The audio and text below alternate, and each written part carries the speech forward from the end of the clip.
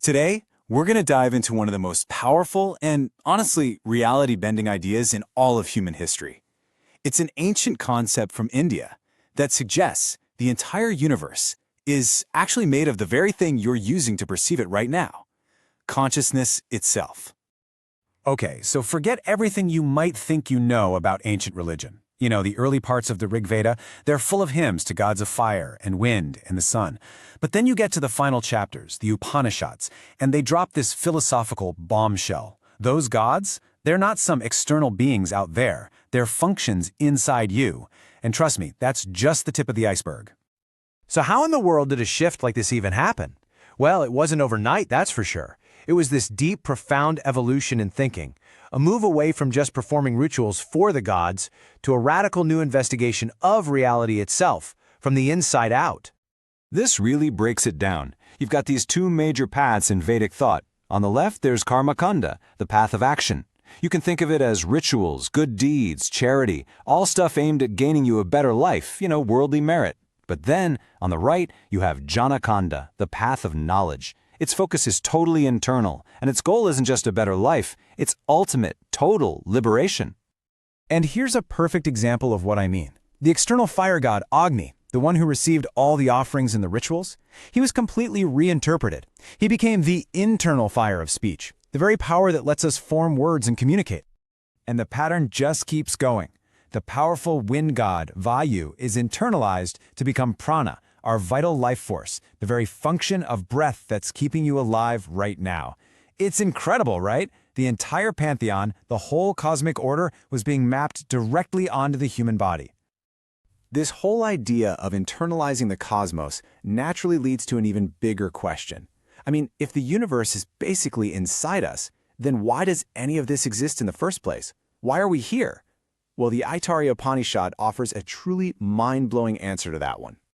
Okay, so the story goes like this. In the very beginning, there was only one thing, the self, or Atman, and it willed the entire universe and all the gods into existence. But these gods, these cosmic forces, were kind of homeless. They needed a place to live, a place to function.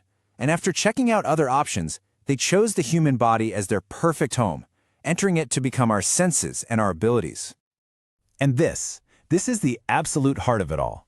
After creating this perfect human vessel and entering it, the self, that singular consciousness behind everything, asks the one question this whole cosmic drama was staged to answer.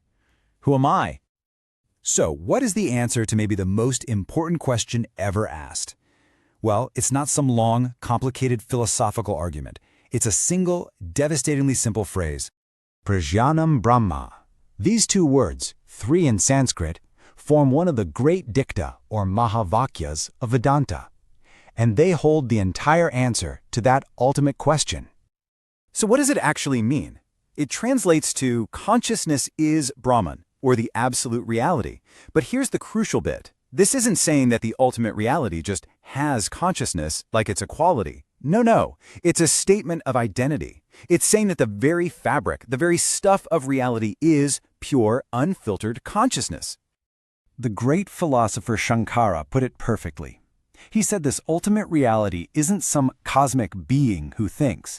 It is thought itself. It is awareness itself. It's the light that makes all seeing and all hearing and all thinking even possible in the first place. Okay, so that's a pretty huge idea. But what are the stakes? What does knowing this actually do for you? Well, the Kauṣītakī Upanishad lays out the consequences in the clearest possible terms. It describes two totally different paths your soul can take after death. So on the left, you've got the Pitrayana, the path of the ancestors. This is for people who live good lives, who do good deeds, but who just don't have this ultimate knowledge. Their good karma gets them a temporary reward, but eventually they get sent back, reborn on earth to continue the cycle. But the second path, on the right, is the Dvayana, the path of the gods. This one's only for those who have the true knowledge, the knowledge that their own consciousness is Brahman. And this path, it leads to total liberation, no rebirth. The game is over. And the way this all gets sorted out is just fascinating. The Upanishad talks about this incredible lunar test. After you die, all souls travel to the moon, which acts like a sort of metaphysical gateway or filter. Those who don't have the knowledge of their true self, they fail the test and are sent back for another go. But those who know who they really are, they pass. and they move on to liberation. This captures the whole idea perfectly. Think of it like this. All your good deeds, your karma, are super important. They get you to the door, but they can't open it. Only jhana, that direct personal knowledge of your true nature as consciousness itself, that's the key that unlocks everything. Now, to really appreciate how radical this idea of Prajñānam Brahma is, let's just put it side by side with one of the most famous phrases in all of Western philosophy. On the left, Descartes, I think, therefore I am.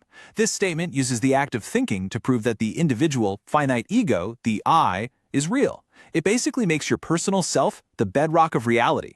But on the right, Prajñānam Brahma does the complete opposite. It uses consciousness to dissolve the individual I, calling it an illusion and saying that only the infinite universal consciousness is truly real. One idea builds up the ego, the other completely transcends it. So let's just tie this all together really quick.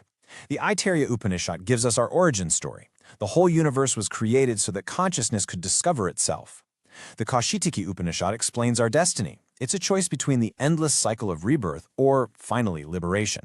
And the key that connects that origin story to that liberated destiny is the answer to that very first question, Prajñānam Brahma.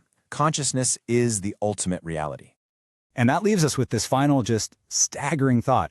The Ṛgveda, one of the oldest texts of humanity, starts out with prayers to all these external forces, but it ends with maybe the most internal claim possible, that the ultimate ground of all being, the reality of the gods, the cosmos, everything, is the very awareness you're using to understand this idea right here, right now.